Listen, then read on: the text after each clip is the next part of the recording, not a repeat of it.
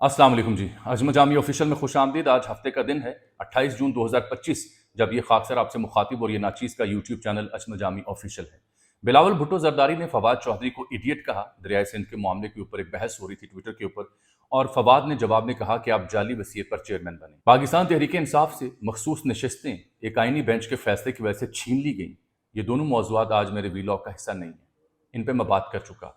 मेरा वीलॉग आज फिर सानह सवाद के नाम है, उन लवाहिकीन के नाम है जो वो वीडियो देख देख कर हलकान हो रहे हैं, गमजदा हो रहे हैं कि कैसे दरिया उनके प्यारों को बहा के ले जा रहा है और उनकी मदद को कोई नहीं वहां पहुंचा। मेरा ये वीलॉग हुक्मरानों की बेहिसी के ऊपर है, चाहे उसका ताल्लुक केपी से है, पंजाब से है, सिंध से है या बलूचिस्तान से है। जब ये हुक्मरान बनते हैं तो इनके ज़ुबानों बयान और इनके जो ऐलानात होते हैं वो देखने, सुनने और समझने से ताल्लुक़ रखते हैं। उसमें बेहिसी सबसे नुमायाँ अलामत होती है। इससे पहले कि मैं इस वाक़े से जुड़ी इंतहाई अफसोसनाक मज़ीद मालूमात आज आपसे शेयर करूं जो आपने पहले नहीं देखी होंगी, ज़रा पहले मुलाहिज़ा कीजिए कि जुमेरात के रोज़ जब अली अमीन गंडापुर साहब दीगर रहनुमाओं के साथ उमर अयूब, शिबली, फराज, तैमूर, ज़फ़र झगड़ा के साथ अडयाला में मौजूद थे, बाहर अडयाला के, और उनसे एक सहाफ़ी ने सियासत के अलावा सवाल पूछा। सवाल क्या था? सवाल ये था कि सूबे में हाई अलर्ट जारी किए जा रहे हैं, NDMA, PDMA और दीगर महकमे के, बारिशें आने वाली हैं, सैलाब आने वाला है, तो उस सिलसिले में आपने क्या इकदामात किए हैं, आप यहाँ क्यों हैं? तो वज़ीर आला मौसूफ ने क्या जवाब दिया, जिसकी वजह से मैं कह रहा हूँ कि बेहिसी सी बेहिसी है इनके यहाँ। ज़रा वो जवाब आप खुद देखिए, खुद सुनिए। सैलाब से कितने लोग हलाक हुए, क्या इकदाम किए गए? देखिए जी, जब भी ऐसा कोई डिजास्टर आता है, अल्लाह माफ करे, तो हम पहले से तैयार होते हैं। जितने भी ऐसे वाकयात हुए हैं, हमने उन तमाम वाकयात के ऊपर फौरन एक्शन लिया है। जरूरी नहीं कि मैं यहाँ पर वहाँ बैठा हूँ या मैंने जाके लोग किसी को तंबू देना होता है। चलिए, ये बात मैंने मान ली कि वज़ीर आला ने खुद जाके तंबू किसी सयाह को नहीं देने, खुद जाके दरिया के आगे पुश्ते नहीं बांधने, लेकिन वज़ीर आला ने जिम्मेदारी तो लेनी है, इकदामात तो करने हैं। तो तंबू आपने किसी को जाके खुद नहीं पेश करने, आपकी गवर्नेंस ने तंबू वहां तक पहुंचाने हैं। अगर आपकी अकल के जो तंबू है उसके अंदर थोड़ी सी हसासियत पैदा हो तो आप ये बयान ना जारी करते, आप ये बेहिसी पर मबनी बयान जारी ना करते। ये जो बयान है तंबू वाला, ये उन लवाहिकीन को सुनाएं जिनके प्यारे दरिया में बह गए कि CM KP ये कह रहा है इस मामले के हवाले से, तो उनके क्या तासुरात होंगे, मैं और आप उसका तसव्वुर नहीं कर सकते। हाँ, मैं आपको आज एयर एम्बुलेंस की कहानी भी सुनाऊंगा जो KP में शुरू की गई, जिसके इश्तिहार भी आए, जिसकी खबरें भी आई। मैंने खुद उस हवाले से खबर डिस्कस की हुई है। मैंने आपको ये भी बताना है कि इस वाक़े के बाद यानी मजमूई तौर पर 11 लाशें निकाल ली गई हैं, 2 अफराद अभी भी लापता हैं, 4 को जिंदा बचा लिया गया था, 9 का ताल्लुक सियालकोट से और 2 का मर्दान से बताया जाता है। वो वीडियो के ऊपर मैं कल बात कर चुका हूँ तफसील से, मेरे अंदर हिम्मत नहीं है कि उसमें मैं मज़ीद बात करूँ। मैं ज़रा हुक्मरानों की और सियासतदानों की बेहिसी की बात करने लगा हूँ, क्योंकि पंजाब सरकार हो, अता तारड़ हूँ, ये इस मौजू पर भी सियासत बज़ाहिर करते दिखाई देते हैं। ऐसे मुतालबात करें जो अपनी हुकूमत से नहीं करेंगे, वो मैं बाद में बात करूंगा, मेरे साथ आप रहें। हाँ, जो तंबू वाली सरकार हैं जो कहते हैं मैंने खुद तंबू नहीं देना, उन्होंने एक काम किया। जब अवामी रद्द-ए-अमल आया तो उन्होंने शहजाद महबूब जो DC सवात उनको मुअत्तल कर दिया, उनकी जगह सलीम जान को DC लगा दिया। AC समेत 5 अफसरान उन्होंने मुअत्तल कर दिए। आगे एक और खबर सुने मुझसे, तर्जुमान है इनके फराज अहमद मुगल, उन्होंने कहा जी CM की हिदायत पर आला सतह इजलास हुआ है, CM की हिदायत पर अहम फैसले किए गए हैं। 3 दिनों में इदारों को तजावुजात खत्म करने का हुक्म दिया है। 3 दिनों में इदारों को तजावुजात खत्म करने का हुक्म दिया है। कल मैंने अपने वीडियो में आपसे अर्ज किया था कि तजावुजात हैं दरिया के आसपास, क्रशिंग माफिया वहां से जो रेत इकट्ठी करता है उसने कुएं खोद दिए दरिया के अंदर, और वो वजह बनती है ऐसे हादसात की, अंदर तक इंक्रोचमेंट हो चुकी है। तो 3 दिन में आपने अब हिदायत करनी है, जब 11 अफराद दरिया में बह गए हैं, 12-15 साल से हुकूमत आपकी है, अवाम आपको मुंतखब कर रहे हैं, 2/3 अक्सरियत आपको दे रहे हैं, और आज आपको एहसास आ रहा है कि हमने तजावुजात खत्म करने हैं। यानी आप ये तस्लीम कर रहे हैं कि आपकी हुकूमत के होते हुए तजावुजात दरिया के आसपास मौजूद हैं, और आज आप हरकत में आ रहे हैं। आगे सुनिए, जाए हादसा पर पुलिस की अदम मौजूदगी पर SP से वजाहत तलब कर दी कि पुलिस क्यों नहीं थी। सुभान अल्लाह। और आपने अफसर मुअत्तल कर दिए, वजीर आला, वजीर, कोई और मुअत्तल नहीं होगा। आगे सुनिए, लाइफ जैकेट्स और रस्सियों की तरसील के लिए ड्रोन्स खरीदने का फैसला किया गया। 2022 में वाकया पेश आया था कोहिस्तान का, तब भी लोग वहां मजबूर थे। आज भी हमने कल भी ये फुटेज देखी है, ऐसे कई वाकयात हैं। मजमूई तौर पर 75 अफराद को रेस्क्यू किया है जब से सैलाबी रेल आया दरिया सवात में। اب فیصلہ کیا جا رہا ہے کہ لائف جیکٹس پہننے کے لیے وہ دینی ہے جو لوگ پھنسے ہوں گے، رسیاں جو ہیں ان تک پہنچانی ہے تاکہ ان کو کسی شاید سے باندھ کے کھینچا جا سکے، اس کے لیے ڈرون چاہیے۔ اب فیصلہ کیا جا رہا ہے، اب، جبکہ یہ تیسری بار حکومت ہے کے پی میں وہاں پہ اس سرکار کی۔ آگے سنیے، لواحقین کو 15 لاکھ فیکس دینے کا فیصلہ کیا ہے۔ میرے پاس الفاظ نہیں ہیں اس بے حسی کے اوپر، بالکل الفاظ نہیں ہیں۔ اب میں آپ کو بتانے لگا ہوں یہ جو ایئر ایمبولینس کی کہانی ہے، اور 4 سوال ہیں جو مجھ سے لوگوں نے پوچھے کہ جب سیاح پھنس جائیں تو اس کی جان بچانا صوبائی حکومت کی ذمہ داری ہے یا فوج کی؟ فوج کو کب طلب کیا جاتا ہے؟ 18ویں ترمیم نے صوبوں کو کیا اختیار دیے ہیں، اور سیاحوں کے لیے گائیڈ لائنز کیا ہیں، اور ہوٹلز کے لیے کیا SOPs ہیں، اس کے اوپر میں بات کرتا ہوں۔ لیکن اب آپ کو جو میں نے کہانی سنانی ہے ایئر ایمبولینس کی، سب سے پہلے تو دیکھیے کہ 9 اپریل 2024 کی خبر ہے جو ARY پر نشر ہوئی۔ ARY میں خبر آئی، مئی میں اعلان کیا تھا 2024 میں، انفیکٹ جب حکومت بنی کے پی میں تب ہی وزیر اعلیٰ کے پی علی امین گنڈاپور نے اعلان کر دیا تھا کہ خیبر پختونخوا میں ایئر ایمبولینس سروس شروع کرنے کا فیصلہ۔ یہ ARY کی خبر میرے پاس ہاتھ میں پڑی ہوئی ہے۔ اس میں کہا جاتا ہے کہ صوبے میں ایئر ایمبولینس شروع کی جائے گی، اور ان کی زیر صدارت اجلاس ہوا ہے، اور متعلقہ حکام کو کہا گیا ہے کہ 4 ماہ میں، یہ بات میں کہہ رہا ہوں اپریل 2024 کی، 4 ماہ میں انہوں نے کہا کہ ایئر ایمبولینس شروع کرنے کے لیے اقدامات مکمل کیے جائیں۔ موٹر بائک ریسپانس یونٹ قائم کرنے کا فیصلہ کیا گیا جو ابتدائی طبی امداد کی فراہمی کے لیے جدید آلات اور دواؤں سے لیس ہوگا اور ہنگامی صورتحال میں کام کرے گا۔ ٹھیک ہے، یہ ہے اپریل 2024 کی خبر۔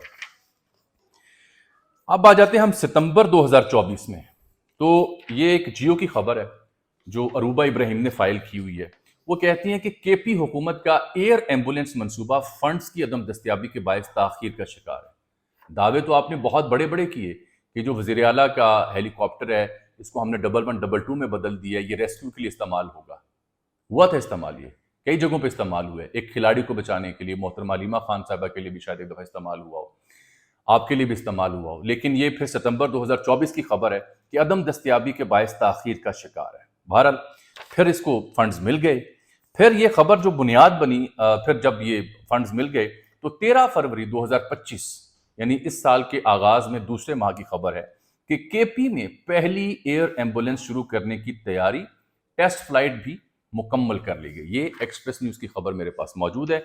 خبر میں بتایا جا رہا ہے کہ مشیر صحت ہیں احتشام علی، انہوں نے نئی بننے والی ایئر ایمبولینس میں ٹیسٹ فلائٹ لی ہے، جبکہ مشیر صحت کو ایئر ایمبولینس سے متعلق بریفنگ بھی دی گئی ہے۔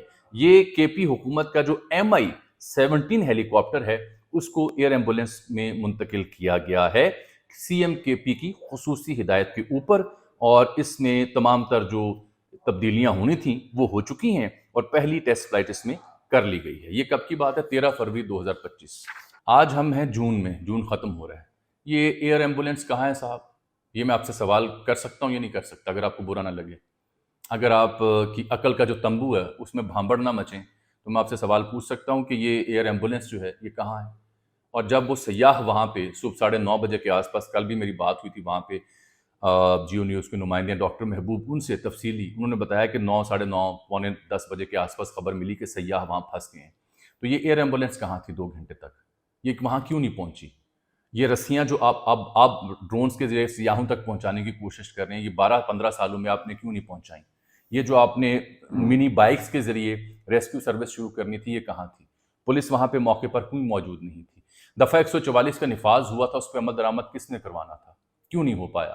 دریائے سوات کے آس پاس جو حفاظتی بند باندھے جاتے ہیں سیلابی موسم میں، وہ موسم سرما میں کیوں نہ باندھے گئے؟ دریائے سوات کے آس پاس جو تجاوزات ہیں وہ اب آپ ختم کرنے کا کیوں سوچ رہے ہیں؟ پہلے آپ کو خیال کیوں نہ آیا؟ اور ایک اور سوال بھی، ایک MP ہے ان کے سوات سے، فضل حکیم، یہ کبھی سکسیس سٹوری تھی کہ ایک ایسا بندہ جس کی گوشت کی دکان تھی وہ MP بنا، عوامی نمائندہ بنا، اور اسے تبدیلی سمجھا گیا۔ میں نے خود اس کے حق میں بات کی، کیا بات ہے یار، اور واقعی یہ بات حقیقت ہے کہ ایک زمانے میں خان صاحب کھمبے کو ٹکٹ دیتے تھے، وہ جیت جاتا تھا، اور عام لوگ، نئے چہرے، پڑھے لکھے نوجوان سامنے آئے، روایتی سیاستدانوں کی بجائے نئے لوگ آئے۔ تو فضل حکیم صاحب جن کے بارے میں کہا جاتا ہے کہ ان کی گوشت کی دکان تھی، محنت کرتے تھے، اچھی بات ہے، یہ وہاں سے MP بھی ہیں، اور یہ صوبائی وزیر ہیں لائیو اسٹاک، فشریز اور کوآپریٹو کے، لمبے چوڑے محکمے ان کے پاس ہیں۔ ان کا اب کاروبار کیا ہے؟ ان کی اب جائیداد کتنی ہے؟ اور یہ سوات سے تعلق رکھتے ہیں ناجائز تجاوزات کے خاتمے میں ان کے اقدامات کیا ہیں؟ اس کا جواب بھی مجھے اگر آپ دے سکیں ایک عام پاکستانی کو، صحافی کو، تو میں آپ کو شکر گزار ہوں گا۔ اب یہ جو اس ایسے سانحے کے اوپر سیاست ہوتی ہے نا، اس کا بھی میں ذکر کروں۔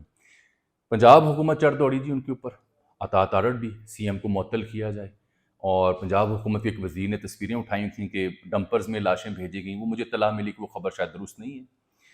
لیکن میرا مسئلہ یہ ہے کہ اگر میں ان پہ تنقید کر رہا ہوں تو میں ان پہ بھی کروں گا، کیونکہ میں کسی سیاسی جماعت کا ترجمان نہیں ہوں، نہ ہوں گا انشاءاللہ کبھی۔ بات یہ کہ یہاں حافظ آباد میں میاں بیوی کے ساتھ جو واقعہ پیش آیا چند ہفتے پہلے، گن پوائنٹ پہ جو صورتحال بنی، میں بیان نہیں کر سکتا۔ تب کیا وزراء نے استعفے دیے تھے؟ تب کیا سی ایم اور دیگر جو کے پی کے ذمہ داران ہیں انہوں نے پنجاب حکومت سے مطالبہ کیا تھا کہ آپ بھی مستعفی ہوں، آپ بھی معطل ہوں؟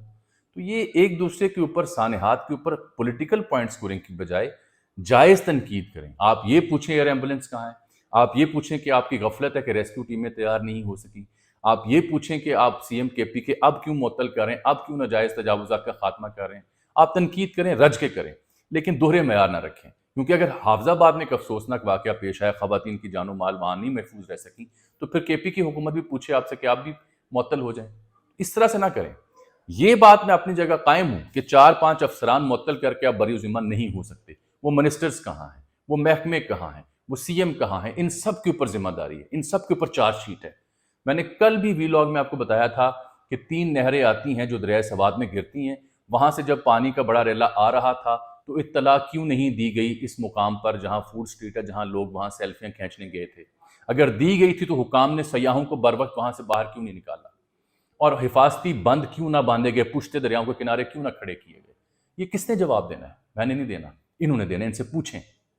اب میں آپ سے 2 باتیں اور، یہ کہ جی سیاح اگر پھنس جائیں قدرتی آفت میں تو حکومت کی ذمہ داری ہے یہ فوج کو انہیں بچانا۔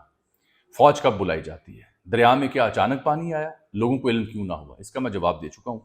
لیکن سیاح بچانے کی ذمہ داری صوبائی حکومت کی ہے، جس نے سیر و سیاحت کے لیے فنڈ رکھے جاتے ہیں، ٹورزم کے محکمے ہوتے ہیں، ڈپٹی کمشنر ہوتا ہے، محکمہ انہار ہوتا ہے، اور ان گنت دیگر محکمے ہیں جن کی یہ ذمہ داری صوبائی حکومت کے انڈر آتی ہے، کیونکہ 18ویں ترمیم کے بعد تقریباً تمام تر معاملات صوبوں کے پاس منتقل ہو چکے ہیں۔ تو یہ فوج کو تب بلایا جاتا ہے جب مقامی انتظامیہ یا صوبائی حکومت کے انتظامات ناکافی ہوں اور صورتحال انتہائی ہنگامی اور بے بسی تک جا پہنچے۔ اور اگر بے بسی تھی تو فوج کو بر وقت کیوں نہ بلایا گیا؟ بعد میں فوج کو کچھ لوگ وہاں دکھائی ضرور دیے، یہ بھی حکومت کی ذمہ داری تھی۔ اور پھر سیاحوں کے لیے گائیڈ لائنز اور ہوٹلز کے لیے SOPs۔ اگر ہوٹلز ہی ناجائز جگہ پہ بنے ہوں، انکروچمنٹ ہو دریا کے اندر تک، تو اس کا ذمہ دار میں ہوں، آپ ہیں، یا صوبائی حکومت جس کے ہوتے ہوئے وہاں پہ ہوٹلز بنے ہیں۔ اور ہوٹلز کی انتظامیہ بھی ذمہ دار ہے کہ اس تک اگر دفعہ 144 کا نفاذ DC کر چکا تھا تو اس نے سیاحوں کو وہاں انٹرٹین کیوں کیا، سیاحوں کو اندر جانے کی اجازت کیوں دی؟ یہ سب کے سب ذمہ دار ہیں، کسی ایک پہ ملبہ دھر کے ہم بری و ذمہ نہیں ہو سکتے۔ میرے پاس کہنے کو بہت کچھ تھا، لیکن میں کیا کہوں اب آپ سے۔ کابینہ میں چند ایک تبدیلیاں موصوف کر دیں گے، ایک دوسرے کو مورد الزام ٹھہرائیں گے۔ ایک خبر میں آپ کو وہ بھی دے دیتا ہوں کہ محترمہ علیمہ خان صاحبہ نے بھی ایک گروپ میں علی امین گنڈا پور سے اس واقعے کے بارے میں پوچھا، اور میری اطلاع ہے موصوف نے براہ راست جواب نہیں دیا۔ دیگر وزراء نے محترمہ علیمہ خان کو جواب دیا کہ یہ واقعہ ایسے ہوا ہے اور ایسے نہیں ہوا، کیونکہ وہ خود تو تنبو نہیں دے سکتے نا جی۔ اکرام بسرا میرے ایک دوست ہیں، شاعر ہیں، بڑا حساس دل رکھتے ہیں، امریکہ ہوتے ہیں۔ انہوں نے اس واقعے کے اوپر ایک غزل باندھی ہے، چند اشعار پیش کرتا ہوں، پھر بے بسی کا نوحہ اور مزید پڑھنے کی ہمت نہیں رہے گی میرے پاس۔ PTI کے اپنے ان کے رہنما ہیں اسلام آباد سے، عامر مغل، انہوں نے ٹویٹ کیا ہوا ہے کہ معطلی کافی نہیں ہے افسران کی، 4-5 افسران کو معطل کرنا کافی نہیں ہے، ریاست مدینہ کا یہ اصول نہیں ہے۔ انہوں نے بھی سوال اٹھایا ہوا ہے، لیکن وہ NDMA اور PDMA کو ذمہ دار ٹھہرا رہے ہیں۔ ان کو یہ علم ہونا چاہیے کہ PDMA پروونشل سبجیکٹ بنتا ہے، وہاں پہ صوبائی ذمہ داری بنتی ہے، حکومت کے انڈر بنتی ہے۔ بہرحال یہ آپ دیکھیے ایک شعر جو اس افسوسناک واقعے پر لکھا اکرام بسرا نے: مجھ کو دریا کی دریا دلی لے گئی، زندگی کی بقا زندگی لے گئی، میں مدد کے لیے چیختا رہ گیا، میری فریاد کو بے حسی لے گئی۔ اے خدا، ناخدا تو میرا ہے مگر، اے خدا نا خدا تو میرا ہے مگر ڈوبتے وقت تیری کمی لے گئی، میں انوکھے طریقے سے رخصت ہوا، میری میت کو بے چارگی لے گئی۔ لواحقین کے لیے صبر کی دعا، اور امید ہے یہ حکومت جواب دے گی، ان سے جواب لیجئے گا۔ اللہ حافظ۔